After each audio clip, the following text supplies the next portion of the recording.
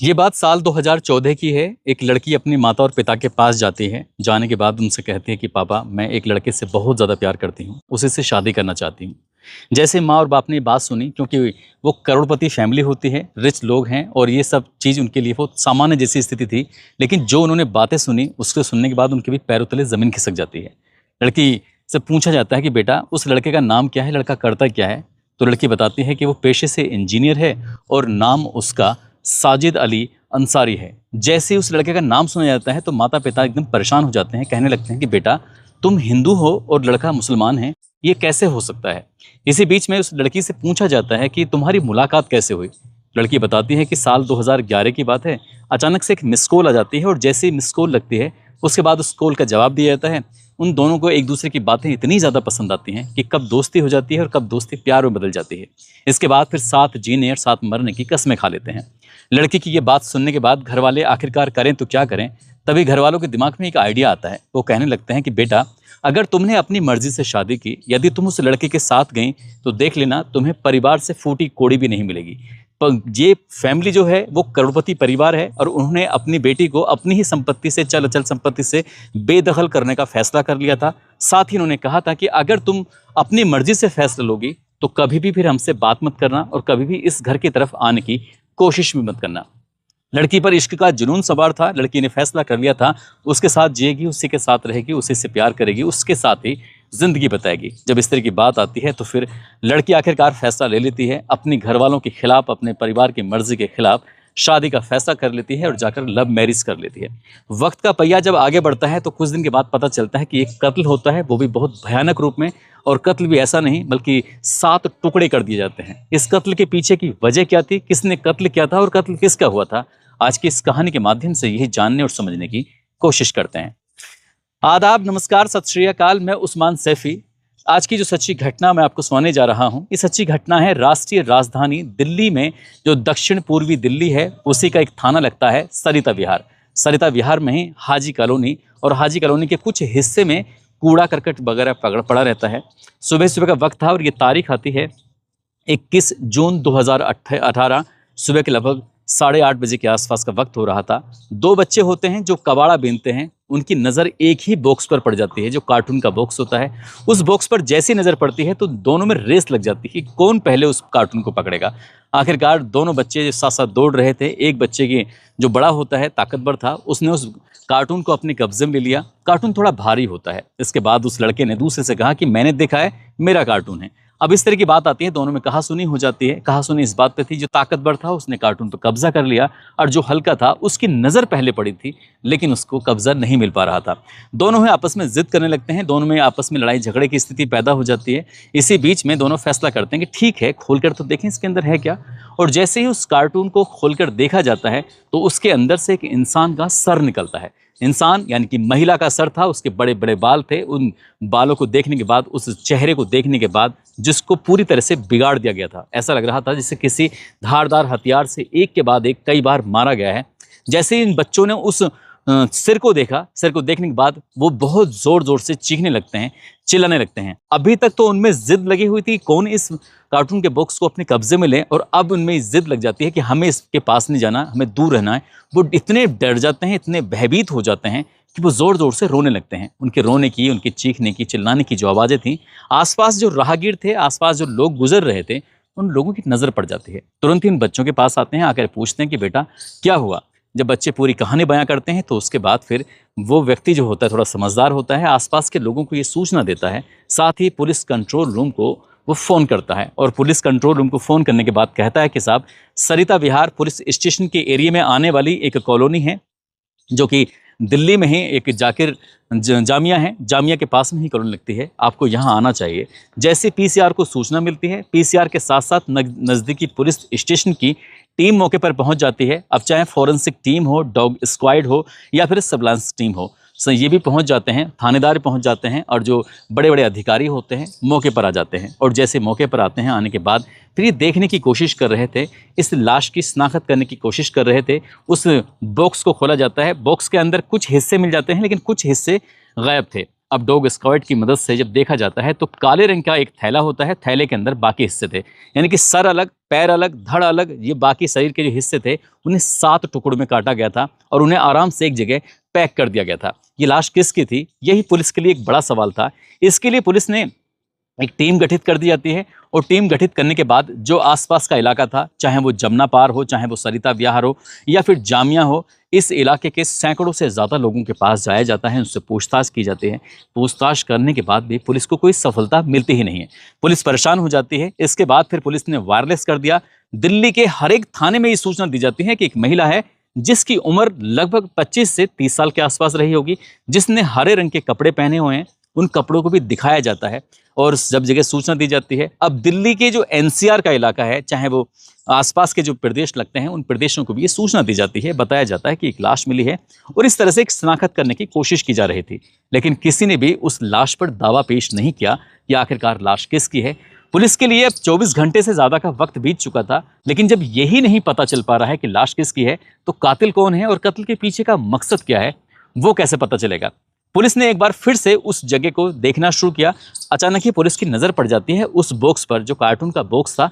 उस बॉक्स पर एक एड्रेस लिखा हुआ था और एड्रेस था गुरुग्राम के एक जगह का। उसमें लिखा था मूवर्स एंड पैकर्स कंपनी। अब पुलिस ने जब इसे देखा, इसे देखने के बाद थोड़ा सा लगता है कि एक उम्मीद की किरण जाग जाती है। उधर पोस्टमार्टम की रिपोर्ट आती है और पोस्टमार्टम की रिपोर्ट से ये पता चलता है कि पहले उसका गला दबाया गया और उसके बाद फिर धारदार मजबूत हथियार से उसके शरीर के अलग अलग टुकड़े किए गए थे। पुलिस की टीम में inspector Mukesh Kumar, inspector Ramniwas, sub inspector Venkateshwara और साथ ही नागेंद्र नागर, ये 4 लोगों की टीम, 4 ऑफिसरों की टीम होती है, सीधा गुरुग्राम पहुंचती है। गुरुग्राम में ये मूवर्स एंड पैकर्स कंपनी में जाने के बाद उस बॉक्स का जो फोटो था वो दिखाया जाता है और जब फोटो दिखाया जाता है तो वो कंपनी वाले कहने लगते हैं कि साहब इतने सारे हमारे पास कुरियर आते हैं और हम इतने सारे कुरियर आगे भेजते हैं, अब ऐसे कैसे पता चलेगा। लेकिन पुलिस ने जब अपना तरीका अपनाया और उस कंपनी से सख्ती से बातचीत करने की कोशिश की, तब उन्होंने बताया कि साहब हाँ, एक ऐसा है, कुछ जानकारी याद आ रही है। जब सारे पेपर को खंगाला जाता है तब कुछ जानकारी निकल के आती है। दिसंबर 2017 की बात है। यूनाइटेड अरब अमीरात, यहाँ दुबई है, दुबई शहर से लगभग 15 से 20 किलोमीटर दूर एक शहर लगता है, इसका नाम है शारजहां। शारजहां से एक ये कार्टून के कई सारे बॉक्स थे, कई सारे बॉक्स उत्तर प्रदेश के जिला अलीगढ़ में ये पहुंचाए जाते हैं और अलीगढ़ में पहुंचाए जाते हैं जावेद अख्तर के नाम पर। और जैसे ये पता चलता है तो उसके बाद फिर उस कार्टून वालों को या कुरियर वाले को तो वहीं छोड़ दिया जाता है। पुलिस की टीम सीधा उत्तर प्रदेश के अलीगढ़ में पहुंच जाती है और अलीगढ़ में पहुंचती है जावेद अख्तर के घर पर। और जैसे जावेद अख्तर का घर का दरवाज़ा खटखटाया जाता है, जावेद अख्तर निकल के आता है, उससे पूछा जाता है कि तुम्हारा नाम क्या है। कहता है कि साहब मेरा नाम जावेद अख्तर है। तो जावेद अख्तर को वो फोटो दिखाया जाता है बॉक्स का और फोटो देखते कहता है कि साहब ये तो फोटो मेरे घर आए हुए कार्टून का ही बॉक्स है। तो जब पुलिस ने कहा कि शायद उसे कुछ राहत मिलने वाली है, अब पुलिस के लिए मंजिल आसान होने वाली है, लेकिन इतना आसान नहीं था। अब पुलिस ने जब जावेद अख्तर से ऐसा पूछा जाता है कि ये बॉक्स तुम कब कहाँ, तो उसने कहा कि साहब मैं यूएई यानी कि शारजहां में मैं नौकरी किया करता था, लेकिन साल 2017 दिसंबर का महीना था, वहाँ से सब कुछ छोड़ छाड़ के अपना सामान पैक करने के बाद उस कुरियर कंपनी की मदद लेकर वापस चलाता हूँ। जब पुलिस वाले पूछते हैं कि ये बॉक्स कहाँ पर हैं, तो वो कहता है कि बॉक्स हमारी नौकरानी लेकर चली गई थी। अब जब पुलिस को नौकरानी का एड्रेस मिलता है तो फिर उस नौकरानी के घर पे जाया जाता है और जब पुलिस घर पे जाती है तो नौकरानी कहती है कि साहब मैंने तो सिर्फ 3 बॉक्स लिए हैं और 3 के 3 बॉक्स मेरे घर पर रखे हुए हैं। अब पुलिस वाले खुद परेशान कि 3 बॉक्स उसने लिए हैं, 3 के 3 बॉक्स उसके पास हैं, तो फिर वो वाला बॉक्स वहाँ कैसे पहुँचा दिल्ली में। बात अलीगढ़ में हो रही है और जो बॉक्स है वो दिल्ली के इलाके में मिल जाता है, सरिता विहार कॉलोनी के आसपास, सरिता विहार थाने के आसपास। अब इसके बाद पुलिस फिर से जावेद अख्तर के पास जाती है और जावेद अख्तर से जब सख्ती से बातचीत करने लगती है तो जावेद अख्तर कहता है कि साहब हाँ मुझे याद आ रहा है, मेरा एक और घर है दिल्ली के शाहीन बाग में, मेरा फ्लैट है और फ्लैट में हाँ एक बॉक्स हम लेके गए थे, वो बॉक्स वहीं पर रखा हुआ है। जैसे इस तरह की बात आती है तो पुलिस वाले उसे अपनी गाड़ी में बिठाते हैं। गाड़ी में बिठाने के बाद सीधा दिल्ली के उसके जो शाहीन बाग में जहाँ उसका फ्लैट होता है उस फ्लैट पर लेके आते हैं और फ्लैट पर लाने के बाद जब देखते क्या है कि उसके फ्लैट का ताला लगा हुआ है, वो एकदम कहता है कि साहब फ्लैट तो मैंने किराए पे दे रखा है। जब बात किराए पे देने वाली बात आती है तो पुलिस वाले पूछते कि तुमने वहाँ क्यों नहीं बताया था, कि साहब आप सुनने को तैयार ही कहाँ थे।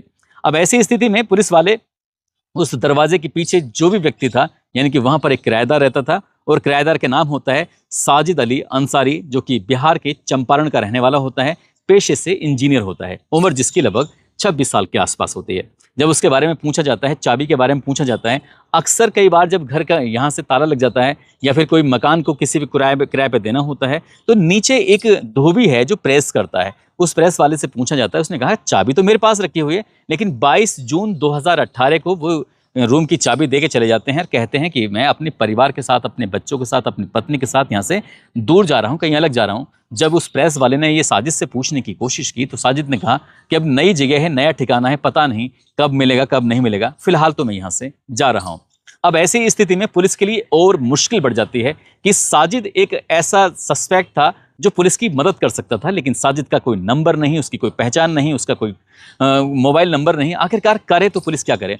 फिर पुलिस ने इस शाहीन बाग के जितने भी आसपास के एरिया में लोग थे जो पुलिस के मुखबिर थे, उन मुखबिरों को पुलिस अलर्ट कर देती है। और जैसे पुलिस इन मुखबरी को अलर्ट करती है तो उसके बाद फिर पुलिस को थोड़ा वक्त जरूर लगता है, लेकिन तारीख आ जाती है 25 जून 2018। सुबह सुबह का वक्त हो रहा था, पुलिस के पास सूचना पहुंचती है कि साहब जिसको आप तलाश कर रहे हैं वो तो नहीं है, लेकिन एक उसका भाई है। भाई का नाम है हसमत, और जो हसमत अंसारी है दरअसल एक कंपनी में वो काम करता है, और इस कंपनी में वो एनजीओ में काम करता है, एजेंट के रूप में काम करता है। आपको उसके पास जाना चाहिए, वो अपने भाई साजिद का एड्रेस दे देगा, पता दे देगा। और जब इस तरह की बात आती है तो इस तरह की बात आने के बाद पुलिस वाले फिर सीधा हसमत के घर पहुंचते हैं, और घर का जैसे ही दरवाज़ा खटखटाया जाता है, मुखबिर भी पुलिस के साथ था। अब इस ऐसी स्थिति में देखा क्या जाता है कि सामने जो दरवाज़ा खोलता है वो कोई और नहीं बल्कि साजिद अली अंसारी ही दरवाज़ा खोलता है। पुलिस ने तुरंत ही उसको पकड़ लिया। पकड़ने के बाद उससे कहा कि जो भी हम पूछेंगे सही सही अगर तुम जवाब दोगे तो ठीक है, अगर तुमने इधर उधर की बातें करने की कोशिश की तो फिर पुलिस पहले से ही परेशान हो चुकी है, तुमसे सख्ती से पेश आएगी। पुलिस ने उसे बिठाया, बिठाने के बाद उससे बातचीत करना शुरू कर दिया, और बातचीत करने के बाद उसने उससे सबसे पहला सवाल पूछा कि तुमने कमरा अचानक से क्यों छोड़ा? वो कहता है कि साहब वो तो मुझे छोड़ना ही था, ये तो एक इत्तेफाक हो गया कि आप मुझे ढूंढते हुए चले आए। उसने कहा कि जो भी बात है सही से बताओ। तो जब जो बात थी सही से बताने वाली बात आती है, उससे पूछा जाता है कि तुम्हारे परिवार में कौन कौन है? वो कहता है कि साहब मेरी पत्नी है, 2 बच्चियां हैं, एक बेटी लगभग 1.5 साल के आसपास की, एक बेटी लगभग 2 साल के आसपास की, 2.5 साल के आसपास की। जब पुलिस वालों ने उससे बातचीत की तो कहा तुम्हारी पत्नी कहाँ है? तो पत्नी को वो सामने नहीं ला सका, और जब पत्नी को सामने नहीं ला सका तो यहीं से उसकी कहानी शुरू हो जाती है। दरअसल वो बॉक्स के अंदर उसकी पत्नी ही पैक थी 7 टुकड़ों में। उससे पूछा जाता है कब क्या कैसे, तब उसने कहानी सुनाना शुरू किया है। वो कहता है कि साहब वो चंपारण में रहता था और ये लड़की बिहार के छपरा में रहती थी। एक दिन अचानक ही फ़ोन से मिस कॉल लग जाती है, और जैसे फ़ोन से मिस कॉल लगती है तब हमारी दोनों की बातचीत का सिलसिला शुरू हो जाता है। वो लड़की मनोविज्ञान में ऑनर्स कर रही थी, उसने ग्रेजुएशन किया हुआ था, और ये उस वक्त इंजीनियरिंग की पढ़ाई कर रहा था। ये दोनों की बातचीत का सिलसिला शुरू हो जाता है, दोस्ती कब प्यार में बदल जाती है पता ही नहीं चलता। उसने उससे शादी कर ली। ये लड़का गरीब परिवार का है, जो लड़की है वो अमीर परिवार के करोड़पति फैमिली की लड़की है। अब ऐसी स्थिति में उस लड़की ने जब अपने परिवार वालों से बातचीत की तो परिवार वाले इस शादी को लेकर तैयार नहीं थे, और साल 2014 में ये दोनों मिलने के बाद फैसला करते हैं शादी कर लेते हैं, और साल 2016 में बिहार से सीधा दिल्ली की तरफ रुख करते हैं और शाहीन बाग में आकर रहना शुरू कर देते हैं। यहाँ वो लगातार नौकरी ढूंढ रहा था, नौकरी मिल नहीं पा रही थी, और जैसे तैसे मजदूरी करके ये जो भी छोटा मोटा काम करता था उसे से ही अपने परिवार का भरण पोषण करने की कोशिश कर रहा था। पहली बेटी पैदा होती है, फिर दूसरा बच्चा भी बेटी पैदा होती है। एक तरफ तो बेटियां पैदा हो जाती हैं, तब भी दिमाग में कहीं ना कहीं टेंशन होने लगती है। दूसरी तरफ काम नहीं चल रहा है तो घर में खर्चे नहीं चल पा रहे हैं। उधर जो लड़की है जिसका नाम जूही है, जिसकी उम्र लगभग 26 साल के आसपास है, जूही एक अच्छे परिवार से बिलोंग करती थी। पहले वो अमीरी में जीवन जिया, उसके बाद वो अपने प्रेमी अपने पति के साथ गरीबी में जीवन जी रही थी। तो वो जो जीवन था उससे परेशान कर रहा था, और इसी बात को देखते हुए दोनों में अक्सर झगड़े रहते थे। झगड़े कई बार बहुत ज्यादा बढ़ जाया करते थे। पति पत्नी में जब झगड़ा बढ़ने लगता है तो पति ने अब अपनी पत्नी से बात करना तो कम कर दिया, एक बार फिर से उसके नंबर पर मिस कॉल लग जाती है, और वो लड़की थी बिहार के चंपारण की रहने वाली। अब उस लड़की से बातचीत भी कर रहा है, उसके साथ चैटिंग भी कर रहा है, और उसके साथ वीडियो कॉल भी कर रहा है। अब एक दिन उसकी पत्नी को ये बात पता चल जाती है, यानी कि जूही को जैसी पता चलती है, साजिद से वो फिर से झगड़ा करने लगती है। खूब झगड़ा होता है, फसाद होता है, और ये तारीख आ जाती है 20 और 21 जून 2018 की रात लगभग 10:30 बजे के आसपास, जब ये बातचीत कर रहा था उस लड़की से। इसी बीच में इसकी जो पत्नी जूही ने विरोध किया, और विरोध किया, दोनों के बीच में कहासुनी हो जाती है। वो लड़की चिल्लाने लगती है, यानी कि जूही जब चिल्लाने लगती है तो उसको वो गला पकड़ लेता है, और गला पकड़ लेता है तो उससे कहता है कि चिल्लाने की बिल्कुल भी जरूरत नहीं है, और वो तब तक उसका गले को दबा के रखता है जब तक कि वो बिल्कुल शांत नहीं हो जाती। जैसे जूही का दम घुट जाता है, वो मर जाती है, उसकी सांसें एकदम थम जाती है, वो जमीन पर पड़ जाती है और बेसुध हो जाती है। उसके बाद फिर उसमें शरीर में उसकी जान नहीं थी। अब ऐसी स्थिति में साजिद एकदम से घबरा जाता है, वो घबरा जाता है, कांपने लगता है, बैठ जाता है कि करूँ तो क्या करूँ। तभी वो अपने भाई जो कि पास वाले ही रूम में रहता है, उसका जो भाई है जिसका नाम इश्तियाक है, उसके पास जाता है और उसको पूरी कहानी बताता है। भाई कहता है टेंशन लेने की बिल्कुल जरूरत नहीं है, चिंता मत करो, एक काम करते हैं, इसको पहले हम बाथरूम की तरफ लेके जाते हैं। यदि हम इतनी बड़ी लाश लेकर यहाँ से निकलेंगे तो नजरों में आ जाएंगे, इसलिए हमें इसको छोटे छोटे हिस्से करने पड़ेंगे। और ये बाथरूम में लेके जाते हैं तो पहले शरीर में कुछ कट लगाए जाते हैं ऐसे हिस्सों में जहां से जो ब्लड है वो निकल सके और ब्लड बिल्कुल, ये शरीर बिल्कुल सूख सके। अब उन्होंने थोड़ा आराम करते हैं और आराम करने के बाद इस बीच में अचानक ही जो दोनों बच्चियां होती हैं वो दोनों बच्चियां जाग जाती हैं। और जैसी दोनों लड़कियां जाग जाती हैं वो रोने लगती हैं। एक 1.5 साल की बच्ची है, एक 2.5 साल की बच्ची है, खूब जोर जोर से रो रही थी, चीख रही थी। तब उन दोनों ने किसी तरकीब से बच्चियों को शांत किया। शांत करने के बाद इसके बाद फिर से बाथरूम पहुंचते हैं और बाथरूम जाने के बाद उस लाश के लगभग 7 टुकड़े कर देते हैं। अब 7 टुकड़ों को कैसे रखें, कहाँ ना रखें, इनके पास जो भी उस वक्त अवेलेबल सामान थे उन सामानों को उन कपड़ों में उसको लपेटते हैं। और लपेटने के बाद फिर उनके पास एक बॉक्स होता है जो रखा हुआ था, जो मकान मालिक का ही बॉक्स था। अब फ्लैट के मालिक का बॉक्स था, उस बॉक्स को लाते हैं तो जो भी हिस्से उस बॉक्स में आते हैं वो तो इसमें पैक कर देते हैं। इसके बाद बाकी जो हिस्सा होता है, काले रंग का एक थैला होता है, बाकी हिस्सों को काले रंग के थैले में पैक कर देते हैं। उनके पास सिर्फ बाइकें थी और बाइक से वो कैसे कहाँ कैसे ठिकाने लगाएंगे। बच्चे लगातार रो रहे हैं तो ऐसी स्थिति में उन्हें याद आती है अपने सबसे बड़े वाले भाई की, जिसका नाम हसमत अली अंसारी होता है। हसमत अली अंसारी के पास जाते हैं और जाने के बाद अभी तक जो भी घर में हुआ है वो पूरा का पूरा वाकया सुनाया जाता है। हसमत अली अंसारी कहता है कि तुम्हें चिंता करने की कोई जरूरत नहीं है। मेरे एक दोस्त है जो कि लक्ष्मी नगर में रहता है, उसके पास एक अर्टिगा मारुति कार है, मैं जाकर कार उससे लेके आ जाता हूँ। अब वो सीधा वहां जाता है, रात में ही कार लेके आता है। कार लाने के बाद जो लाश के टुकड़े थे वो 2 हिस्सों में रखे हुए थे, काले रंग के थैले में और एक बॉक्स में रखे हुए थे। उन्हें गाड़ी के अंदर रखा जाता है।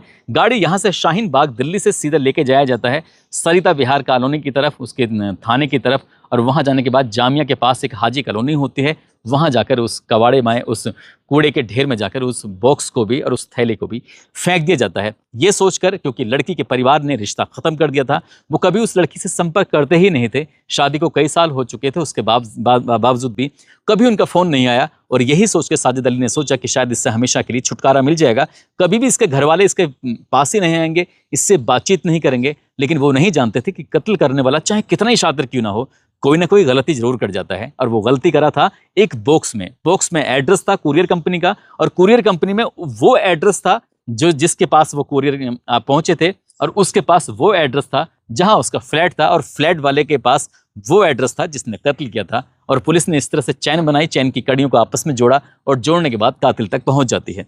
जो दोनों बच्चे थे, उन दोनों बच्चों को तो चंपारण में किसी रिश्तेदार के सुपुर्द कर दिया जाता है। और साथ ही जो तीनों भाई होते हैं, चाहे उसमें हसमत हो, क्योंकि हसमत ने उस बॉडी को ठिकाने लगवाने में मदद की थी, और इश्तियाक जो था उसने इस बॉडी को कई टुकड़ों में करने की में मदद की थी। और जो साजिद अली अंसारी होता है उसने पहले गला घोंटा था और फिर उसके बाद फिर बाकी सारा काम किया था। पुलिस ने तीनों भाइयों को गिरफ्तार किया और गिरफ्तार करने के बाद जेल भेज दिया। साल 2018 का ये बहुत ही चर्चित मामला रहा था। ये हत्याकांड न केवल दिल्ली में बल्कि बिहार प्रदेश में बहुत ज़्यादा चर्चाओं का विषय बन जाता है। और जब इस घटनाक्रम का खुलासा होता है तो लोगों को यकीन नहीं हो रहा था कि आखिरकार जो कत्ल करने वाले हैं वो इतने शातिर कैसे हो सकते हैं।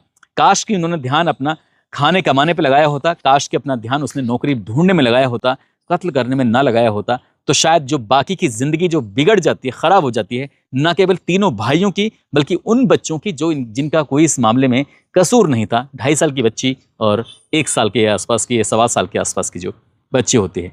दोस्तों, इस पूरे घटनाक्रम को सुनाने का उद्देश्य है किसी को परेशान करना नहीं है, किसी का दिल दुखाना नहीं है, बल्कि आपको जागरूक करना है, आपको सचेत करना है। और जाते जाते आपको ये बताना है कि कोई भी अपराध करने वाला ये सोचे कि मैं बच जाऊंगा तो वो किसी भी कीमत पर बच नहीं सकता। इसलिए अपराध ना करें, उसकी रोकथाम करें। अगर आपको ज़्यादा परेशानी हो रही है, साजिद को ज़्यादा दिक्कत हो रही थी, तो नज़दीकी पुलिस स्टेशन चला जाता, अपनी पत्नी से तलाक ले लेता। उसे दूर जाने के बहुत सारे रास्ते थे, वो अपना सकता था। न केवल उसने अपनी ज़िंदगी बर्बाद की बल्कि एक लड़की की ज़िंदगी बर्बाद कर दी और अपनी दोनों बेटियों की भी ज़िंदगी बर्बाद कर दी, और साथ ही अपने दोनों सगे भाइयों की ज़िंदगी बर्बाद कर दी।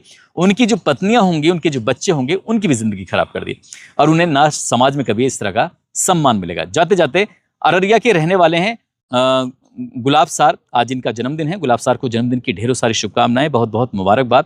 और कुछ लोगों ने नाम लेने की अपील की है, जिसमें श्याम बाबू चौधरी, ओमपाल सिंह, हाफिज नज़ाकत जो कि मेरठ से हैं, चंद्रवती, तेजिंदर पाल, सोनिया पासवान, विक्रांत गुप्ता, मोहम्मद नूरुल्लाह बिहार से हैं, रितिका सिंह एटा से, अवधेश राजभर जौनपुर से, शबा खान लखनऊ से, चिंटू गुप्ता, सुशीला ठाकुर कोलकाता से, विकास सैनी रुड़की से, रजनीश द्विवेदी, मदन लाल गुज्जर, कुलविंदर परमार, अजय कुमार बिहार से, मनीष तोमर बागपत से, लोकेंद्र कुमार। आप सब लोग अपना ख्याल रखें, सुरक्षित रहें। जय हिंद, जय भारत।